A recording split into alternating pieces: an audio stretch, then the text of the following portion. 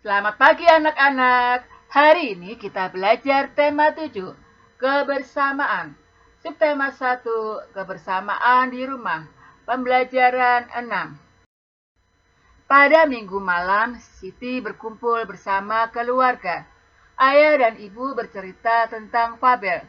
Dengarkan dengan saksama dongeng fabel Sang Kancil dan Cicak Badung yang dibawakan oleh guru. Suatu hari, Kancil bermain dengan semut-semut. Kancil meloncat-loncat di sepanjang parit kecil yang dialiri air yang jernih, dan para semut berlari-lari di pinggir parit sambil menari dan menyanyi. Sebagian semut yang lain berlayar dengan perahu daun-daunan di belakang sang kancil.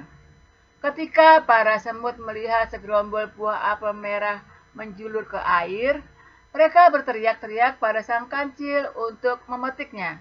Maka sang kancil dengan gesit melompat dan menyundul apel-apel itu. Tak berapa lama kemudian, para semut merubungi apel-apel tersebut dan mulai memotongnya menjadi potongan kecil-kecil, lalu memakan apel bersama-sama.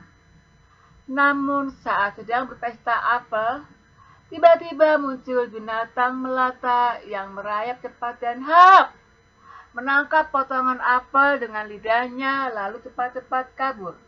"Pencuri! Pencuri!" teriak para semut dengan kagetnya. Kancil yang sedang berjemur sambil menikmati manisnya buah apel jadi kaget. Rupanya ada cicak badung yang berulah menyerobot potongan apel yang dibawa para semut. Setelah berpikir sejenak, si kancil yang bijaksana ini membisikkan suatu rencana pada para semut. Setelah mendengar kata-kata yang dibisikkan, para semut serentak tertawa terpingkal-pingkal. Hahaha. Sang kancil melompat ke semak-semak, dan sebentar kemudian kembali dengan membawa segenggam buah kecil berwarna merah. Para semut membawa potongan buah merah itu sambil sebentar-bentar berhenti karena tak kuat menahan tawa. Pesta dimulai lagi. Para semut kembali makan apel yang telah dipotong kecil-kecil. Buah merah pemberian sang kancil sengaja diletakkan di pinggir dan tidak dijaga oleh para semut. Mereka tertawa tertiwi, bergandengan tangan, menari-nari, dan ada juga yang menyanyi. Buah merah, enak sekali. Jangan lupa kawan, yang paling manis taruh di pinggir buat dimakan nanti. Lalala, trilili.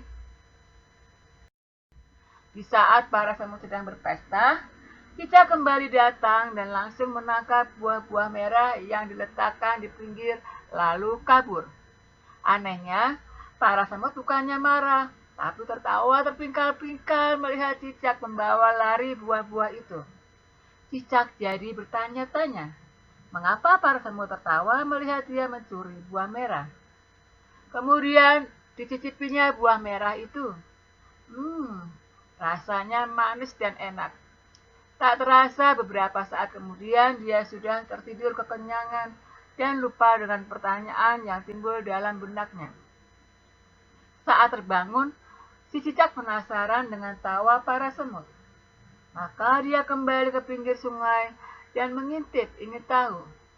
Dilihatnya sang kancil sedang dikerumuni para semut sambil berbicara sesuatu. Jadi, buah merah tadi bukan cabai ya? Percuma dong kita gagal memberi pelajaran pada si pencuri, kata seekor semut paling besar mewakili teman-temannya.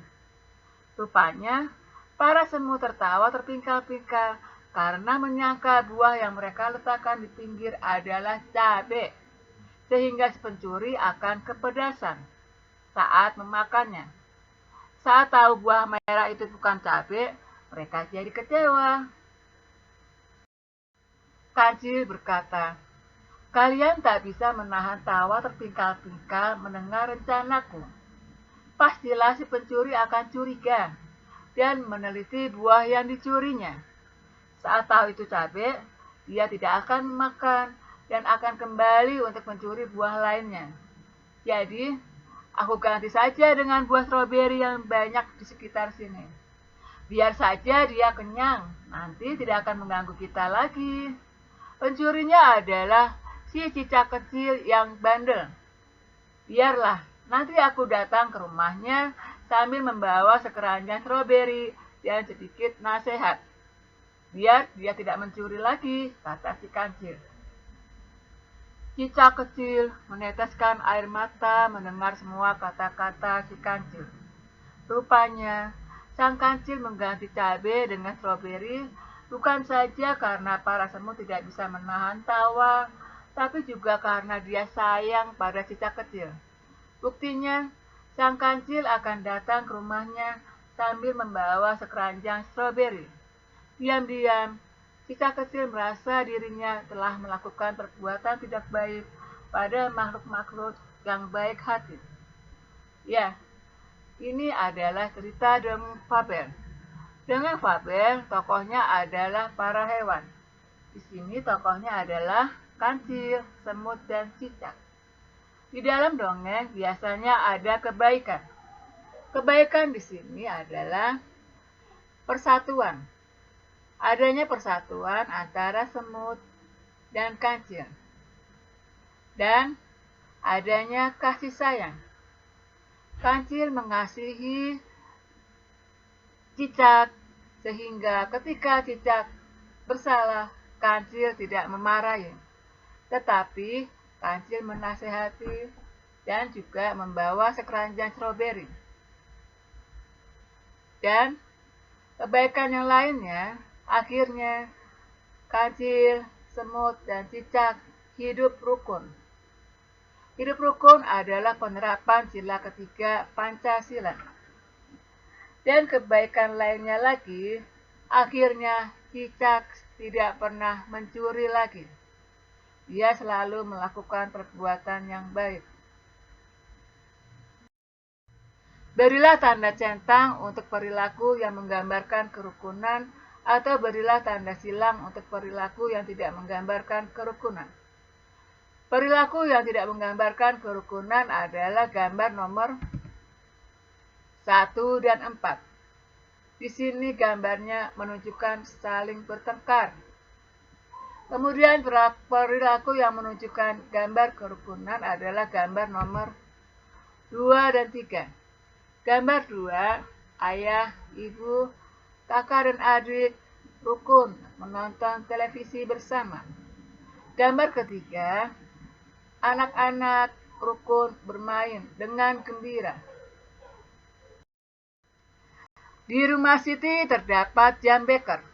Jam tersebut digunakan sebagai alat bantu untuk bangun pagi. Jam beker memiliki bunyi panjang. Membandingkan bunyi panjang dan pendek. Bunyi panjang ada terdapat pada jam beker. Bunyi pendek ada terdapat pada kentungan. Bunyi jam beker biasanya kring. Bunyi pendek kentungan biasanya tuk tuk tuk tuk.